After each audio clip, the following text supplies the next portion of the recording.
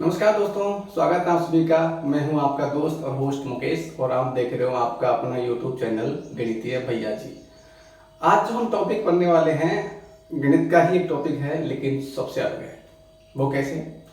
मैं आपसे कहता हूं कि आप कितने खूबसूरत दिखते हो, इसका अंदाजा आप एक मैथमेटिकल टूल के द्वारा ज्ञात कर सकते हैं। एक मैथमेटिकल प्रोसेस है, उसके द्वारा आप ज्ञात कर सकते हैं कि आप कितने खूबसूरत दिखते हैं, या आपके आजू बाजू में रहने वाले जो भी लोग हैं उनकी खूबसूरती के पैमाने को आप एक गणितीय प्रोसेस के द्वारा, एक गणितीय प्रक्रिया के द्वारा, एक गणितीय अंक के द्वारा हम डिसाइड कर सकते हैं कि फला आदमी कितना खूबसूरत दिखाई देता है। यहाँ तक कि मैं कहूँगा कि दुनिया की हर वस्तु, दुनिया की हर इमारत, प्रकृति में जो भी आपको फूल पौधे जो भी दिखाई देते हैं, वो एक निश्चित मापदंड को पूरा करते हैं, तब जाकर वो खूबसूरत दिखाई देते हैं। यदि उस निश्चित मापदंड को पूरा नहीं करेंगे तो वो खूबसूरत नहीं दिखाई देंगे। तो हम कैसे डिसाइड करते हैं कि फला वस्तु एक बहुत खूबसूरत दिखाई देगी? तो चलिए शुरू करते हैं, वो कौन सा प्रोसेस है। आज हम अध्ययन करने वाले हैं गोल्डन रेशो के बारे में।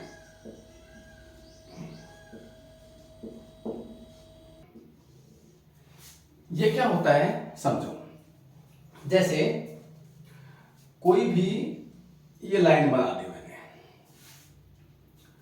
और इस लाइन के मैं दो हिस्से कर देता हूं, एक हिस्सा ए और एक हिस्सा बी। ठीक है, अब मैं क्या करूंगा, ए बटे बी या ए अनुपात बी निकालता हूं। यानी कि मैं इस ए लंबाई, जो बड़ी लंबाई है, इसमें छोटी लंबाई का यदि मैं भाग देता हूं या उसका अनुपात निकालता हूं, तो ये जो अनुपात आता है अप्रोक्सीमेट आता है 1.618। ये नंबर, इसी को बोलते हैं गोल्डन रेशो। यही मान होता है गोल्डन रेशो।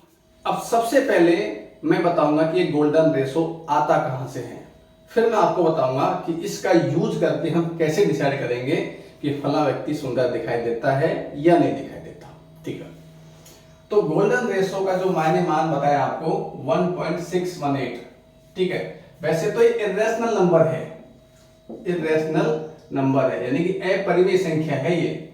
लेकिन आप कहोगे सर आप इसको रेशो क्यों बोलते हो, अनुपात क्यों बोलते हो? अनुपात तो परिमेय संख्या होती है। ये वैसे ही है जैसे पाई का मान कितना होता है, हम वैसे 22/7, ये पाई जो हमने माना एक संकेत माना है, और 22/7 जो पूरा मान नहीं होता है, अप्रोक्सीमेट होता है। ठीक है, पूरा मान तो कितना होता है 3.141592 एंड सो ऑन। ये परफेक्ट, ये पूरा का पूरा मान नहीं है, ये अप्रोक्सीमेट माना है हमने, इसको हम 22/7 बोलते हैं।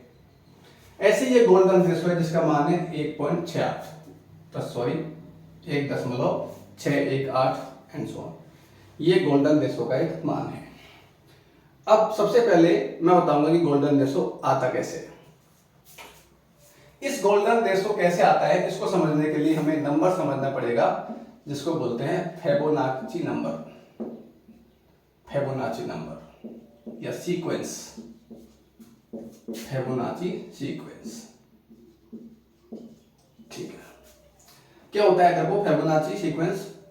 जैसे हमने एक लिखा, एक के बाद में एक लिखा, एक और एक को जोड़ो कितना आता है 2, दो और एक और 2 को जोड़ो कितना आता है 3, 2 और 3 को जोड़ो आता है 5, 3 और 5 को जोड़ो 8, 5 और 8 को जोड़ो 13, और 8 और 13 को जोड़ो 21, 13 और 21 को जोड़ो 34, और 34 और 21 और 34 को जोड़ो कितना आता है 55, और 55 और 34 को जोड़ो आता है 89, एंड आगे तक ऐसे चलते जाओ। तो ये जो सीक्वेंस है, ये जो क्रम है, ये कहलाता है फिबोनाची सीक्वेंस। कैसे आता है देखो, ये सबसे पहले एक लिखो, एक के बाद में एक कितना आता है, एक और एक 2, 2 में एक जोड़ा 3, 2 में 3 जोड़ा 5, 3 में 5 जोड़ा 8, 8 में 5 जोड़ा 13, 13 में 8 जोड़ा 21, ऐसे ये सीक्वेंस आगे से आगे बढ़ता है। दोस्तों, ये फिबोनाची जो सीक्वेंस है, ये प्रकृति की हर चीज में पाया जाता है। ठीक है, ये मैं आगे आपको बताऊंगा। अभी मैं आपको बता रहा हूं कि गोल्डन रेशो जो है 1.618 ये कैसे आता है। देखो अब मैं आपको समझाता हूं, ये जो गोल्डन रेशो है ये फिबोनाची नंबर से कैसे आता है। देखो इन्हीं फिबोनाची नंबर से गोल्डन रेशो कैलकुलेट होता है। कैसे? जैसे हमने 2 का भाग दिया 1 में, 2:1 कितना आया 2। 3 में भाग दिया 2 का तो कितना है 1.5। 5 में भाग दिया 3 का तो आया 1.666 ऐसे आएगा। 8 में 5 का भाग दिया तो 1.6। 13 में भाग दिया 8 का तो 1.625 और 21 में भाग दिया 13 का तो 1.615 एंड सो ऑन। फिर 34 में भाग दिया 21 का तो आया 1.619 एंड सो ऑन। इसी प्रकार 55 में भाग दिया 34 का तो आया 1.617 और 89 में भाग दिया 55 का तो 1.618। ऐसी अगली संख्या में इसका भाग देंगे तो कुछ संख्या आएंगी। तो ऐसा सीक्वेंस आप देखोगे तो यहां से देखो 1.6 1.6 1.6 सब में आ रहा है, 1.6 सब में आ रहा है। तो कई तो 1.6 को ही गोल्डन रेशो बताते हैं, लेकिन एक परफेक्ट गोल्डन रेशो होता है 1.618 जो यहां से शुरू होता है। ये है एक परफेक्ट गोल्डन रेशो। तो अभी तक मैंने क्या बताया कि गोल्डन रेशो आता कहां से है, तो कहां से आता है दोस्तों? फिबोनाची नंबर से। फिबोनाची नंबर कैसे हैं? सबसे पहले 1 लिखो, 1 के बाद में 1, अब 1 और 1 2, 2 में 1 जोड़ा 3, 3 में 2 जोड़ा 5, 5 में 3 जोड़ा 8, 8 में 5 जोड़ा 13 एंड सो ऑन आगे तक। ये फिबोनाची नंबर से क्या आता है? Golden ratio. ठीक है, तो ये हमने निकाल दिया 1.618। अब मैं इसको एक तरीके से आपको आकृति से समझा देता हूं फिबोनाची नंबर्स को। देखो कैसे समझाता हूं आपको, आता कैसे है ये, और ये प्रकृति में जो फिबोनाची नंबर है, जो गोल्डन रेशो है, वो कैसे अपना रोल अदा करता है, किस प्रकार दुनिया की हर चीज में, हर खूबसूरत चीज में फिबोनाची या गोल्डन रेशो का अस्तित्व पाया जाता है। और यदि दुनिया की कोई भी वस्तु और कोई भी आदमी यदि गोल्डन रेशो को फॉलो करेगा, फिबोनाची नंबर्स को फॉलो करेगा, तो वो खूबसूरत दिखाई देगा। उसके बारे में आपको अभी मैं बताने जा रहा हूं। देखिए अभी जो फिबोनाची सीक्वेंस मैंने आपको लिखाया था वो ये था। देखो 1 था, फिर 1 लिखा था मैंने, और 1 और 1 2, 2 और 1 3, 3 और 2 5, 5 और 3 8, 8 और 5 13, 13 और 8 21, 21 और 13 34, 34 और 21 55, 55 और 34 89, 89 और 55 144, 144 और 79 जोड़ते चले जाएंगे। ऐसे सीक्वेंस बनेगा। इसको देखो चित्र द्वारा समझो। जैसे सबसे पहले मैंने एक कोई सेंटीमीटर का या एक इकाई का, एक सेंटीमीटर हो सकता है, मीटर हो सकता है, इकाई मानता हूं, यूनिट का मैंने एक वर्ग बनाया ये वाला। फिर इसके साइड में मैंने 1 सेंटीमीटर का या एक इकाई का एक वर्ग और बना दिया, मतलब स्क्वायर बना दिया। ठीक है, अब देखो एक इकाई ये हो गया और एक इकाई ये 2। अब मैं 2 इकाई का एक स्क्वायर और बना देता हूं।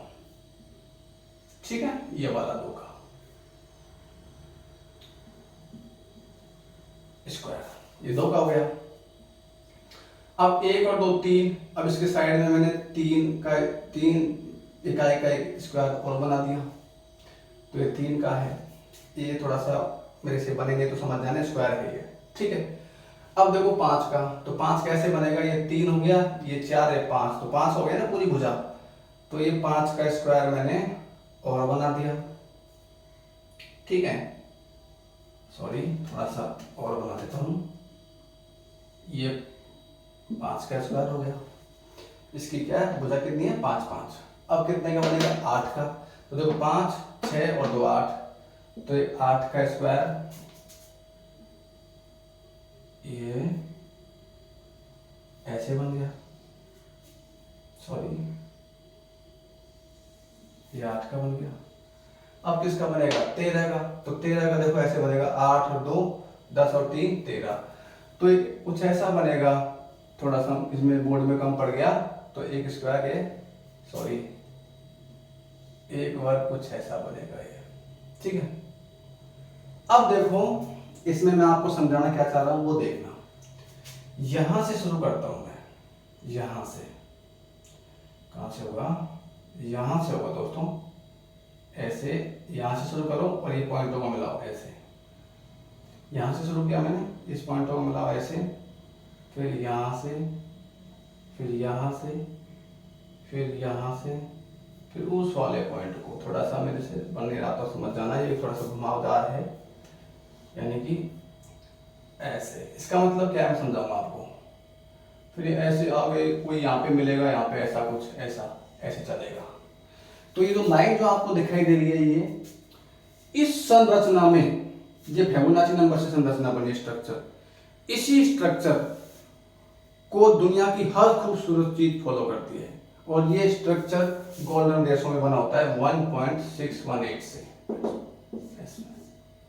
जैसे मैं आपको साइड में दिखा देता हूँ, जैसे एप्पल का लोगो है, वो भी गोल्डन रेशो में बना है 1.618, वो भी फिबोनाची नंबर के सिस्टम को फॉलो करता है। उसके बाद में ट्विटर का लोगो आप देख सकते हो, वो भी गोल्डन रेशो को फॉलो करता है। मोनालिसा की आप ये पिक्चर देख लो, ये भी गोल्डन रेशो को फॉलो करता है। दुनिया की हर इमारत, हर बिल्डिंग जो खूबसूरत है, वो भी गोल्डन रेशो को फॉलो करती है। मानव शरीर है, मानव का जो चेहरा है, वो भी गोल्डन रेशो को फॉलो करता है। और भी आप यहाँ पे देख सकते हो। गोल्डन रेशो को अब आप अपने ऊपर भी यूज कर सकते हैं, अप्लाई कर सकते हैं। देखते हैं गणितीय रूप में कि हम खूबसूरत दिखाई देंगे या नहीं दिखाई देंगे। ठीक है, तो हम क्या करते हैं कि गोल्डन रेशो का मान मैंने यहाँ पे लिख लिया 1.618, ये परफेक्ट गोल्डन रेशो का मान है। यदि इस मान को हमारा बॉडी पार्ट जो है वो फॉलो करेगा तो हम सुंदर दिखाई देंगे, अन्यथा नहीं दिखाई देंगे। इससे कम मान आएगा तो हम सुंदरता से थोड़ा दूर चले जाएंगे, इससे ज्यादा मान आएगा तो भी सुंदरता से दूर चले जाएंगे, और इसके आसपास ये इतना ही आएगा तो हम सुंदर दिखाई देंगे। जैसे चेहरे की बात करते हैं, तो जैसे ये चेहरे का पूरा लंबाई है, यहाँ से लेकर टॉप से लेकर नीचे तक का, तो इसको दो भागों में मैंने बांट लिया। यहाँ से लेकर ये नाक के निचले हिस्से तक, और नाक के निचले हिस्से से लेकर ये ठोड़ी तक, ये जो अब ये ऊपर वाला हिस्सा बड़ा है, लंबा है, ये छोटा है।